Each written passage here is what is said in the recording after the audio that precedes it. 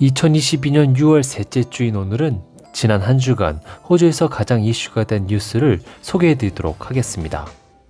MKL 시즌입니다. 지난주 호주에서 가장 이슈가 된 소식은 국내 가스 공급난으로 인해 가스 비용이 상승하고 있다는 소식과 다시 한번 기준금리 인상을 단행하면서 0.5% 금리를 올려 0.85% 기준금리를 발표한 소식, 호주 전역에 독감이 확산되고 있는 소식을 전해드립니다. 세계 최대 가스 수출국 호주에서 국내 가스 공급난에 따른 가격 폭등으로 인해 사업체나 가정의 우려가 깊어만 가고 있습니다. 지난해 호주는 총 77.7메가톤의 가스 수출을 통해 무려 305억 달러를 벌어들였습니다. 호주 원자재 가운데 최대 수출 품목은 철광석, 2위는 석탄, 그리고 3위가 액화 천연가스입니다. 이처럼 호주의 가스 매장량은 충분하지만 국내용 가스 공급 부족난이 문제가 되고 있습니다. 이는 호주가 세계에서 유일하게 가스 산업체가 완전 민영화된 나라이기 때문입니다. 이들 산업체들은 외화 벌이를 위해 가스의 국내 공급보다는 수출을 하고 있는 상황입니다. 그래서 국내용 가스 공급은 제한이 되어 있는데 겨울철이 되어 수요가 폭증하면서 가스 대란이 발생하게 되었고 부족한 가스로 인해 가격이 상승하게 된 것입니다. 이와 같은 가격 상승에 대해 호주 주민들은 더욱더 민감하게 반응하고 있는데요. 올 겨울은 예년에 비해 유독 춥기 때문에 난방시설 이용이 늘어났기 때문입니다. 전기료가 비싼 호주의 경우 난방비 절감을 위해 가스를 이용한 난방기기를 사용하는 가정들도 많은데요. 비싸진 가스요금 때문에 집안에서도 두꺼운 옷을 입는 등 호주 가정의 겨울철 모습도 조금씩 바뀌는 모습입니다. 이를 두고 지난 7일 크리스 보웬 연방에너지부 장관 주재로 연방 및 각주 그리고 테리터리 에너지 장관 연석회의를 갖고 대책을 논의했지만 뾰족한 해답이 나오지는 않았습니다.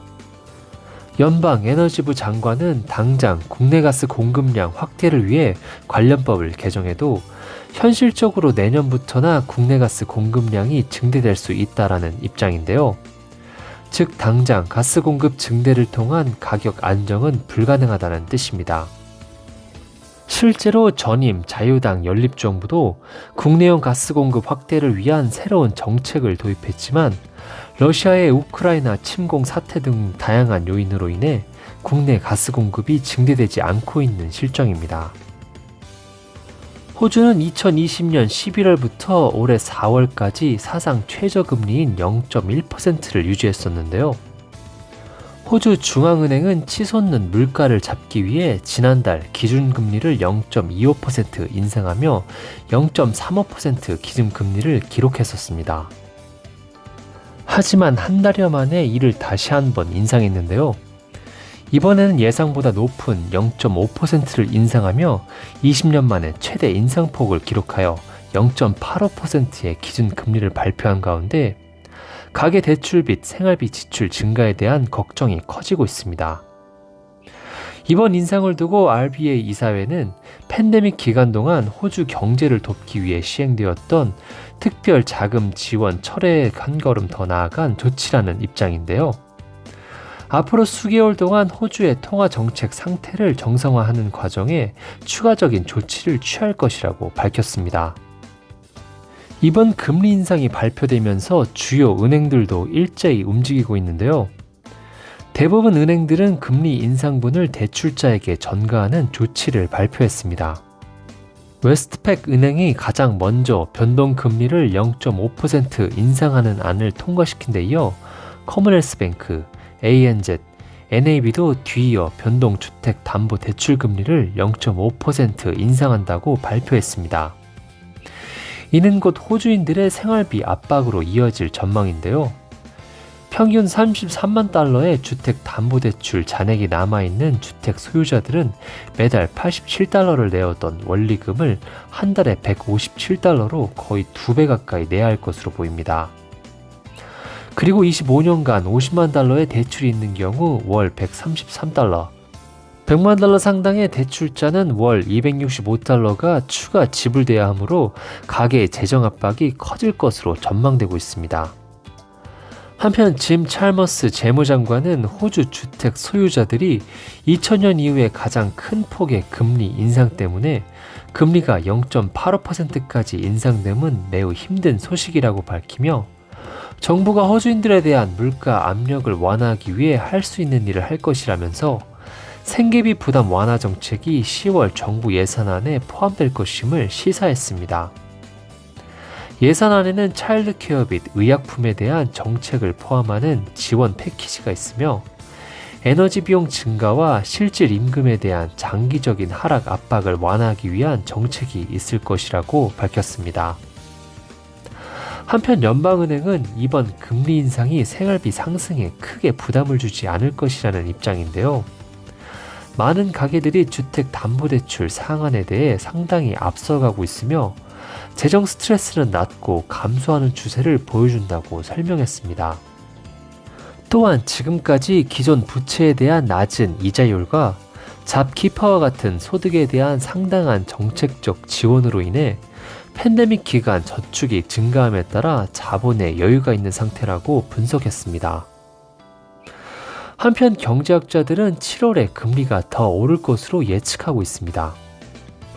커먼웰스 웨스트팩은 7월 0.5% 추가 금리 인상을 전망했고 ANZ는 RBA가 다음 달 0.25% 금리 인상 후 8월에 0.5% 인상할 것으로 전망했습니다.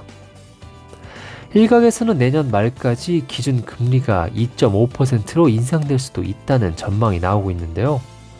커먼웰스 뱅크의 경우 호주 중앙은행이 물가 상승률을 잡기 위해 기준금리를 올해 2.1%까지 빠르게 인상하고 내년 말께 다시 금리를 인하할 것으로 전망했습니다. 이처럼 기준금리는 앞으로 몇 차례 인상될 가능성이 큰데요. 효과가 바로 나타나지는 않겠지만 내년까지 지난 분기 5.1%를 기록했던 매우 높은 물가 상승률이 정부 목표 범위인 2에서 3%로 낮춰질 것으로 전망되고 있습니다. 보건당국이 독감 감염자 수가 급증했다고 경고했는데요.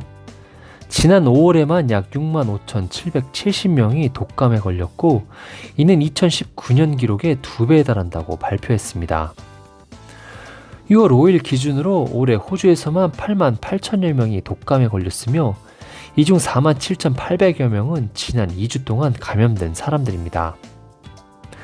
올해 독감 관련 사망자는 27명으로 독감으로 병원에 입원한 사람은 4월 이후 730명이 넘는 것으로 보고되고 있습니다. 각 주정부는 무료 독감 접종을 제공하면서 독감 증상이 있는 경우 집에 머물러 줄 것을 당부했습니다. 오늘은 국내 가스 공급난으로 인해 가스 비용이 상승하고 있다는 소식과 다시 한번 기준금리 인상을 단행 0.5%가 상승해 0.85%를 기록한 기준금리 소식, 호주 전역에 독감이 확산되고 있는 소식을 전해드렸습니다. 이번 주 호주 주간 뉴스는 여기까지고 다음 주에 다시 찾아뵙겠습니다.